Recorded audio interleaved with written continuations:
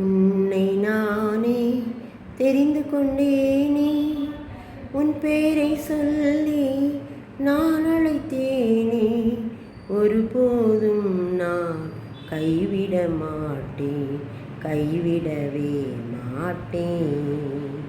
ஏசாயா 44 அதிகாரம் 2 வசனத்தில், உன்னை உண்டாக்கினவரும் தாயின் கர்ப்பத்தில் உன்னை உருவாக்கினவருமாகிய கர்த்தர், அவர் உனக்கு துணை செய்கிறவருமான கர்த்தர். அவர் சொல்லுவார், என் தாசனாய் யாக்கோபே, நான் தெரிந்து கொண்ட யெஷூரனே, பயப்படாதே. அவர் எப்படிப்பட்டவராம்? நம்மை உண்டாக்கினவர், தாயின் கர்ப்பத்தில் நம்மை உருவாக்கினவர், நமக்கு துணை செய்கிறவர், நம்மை உருவாக்கின கர்த்தருக்கு நாம் நன்றியுள்ளவர்களாக இருக்க வேண்டும். அவர் நம்மை உருவாக்கி அப்படியே விட்டு விடவில்லை.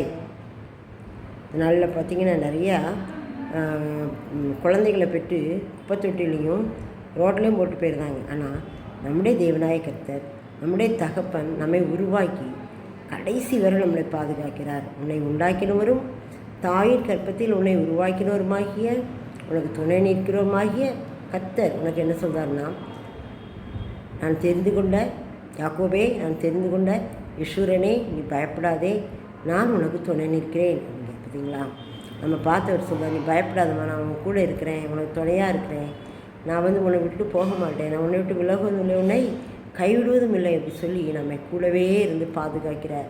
கண்ணின் மணியை போல பாதுகாக்கிற நம்முடைய கர்த்தர். உன்னை உருவாக்கினவர் அவர், உன்னை உருவாக்கினவர், உன்னை உண்டாக்கினவர், தாயின் கற்பத்தில் உன்னை உருவாக்கினவர், உனக்கு துணை செய்கிற கர்த்தர் அவர் தான். அவருடைய வார்த்தையை நம்பி நம்ம இருக்கும்போது நிச்சயமாகவே நமக்கு பாதுகாப்பு உண்டு. யாக்கோபே, நான் தெரிந்து கொண்ட யெஷூரனே, பயப்படாதே அப்படி சொல்லுவார்லாம்.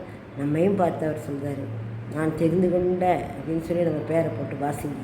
நான் தெரிந்து கொண்ட அப்படின்னு சொல்லி நம்மளுடைய பேரை போட்டு வாசித்து பயப்படாதுன்னு சொல்லியிருக்கீங்களப்பா, நான் பயப்படாமல் தைரியமாக நிற்பேன், உங்களிடத்தில் என்னை ஒப்பு கொடுக்கேன் அப்படி சொல்லுவோம். ஆமென்.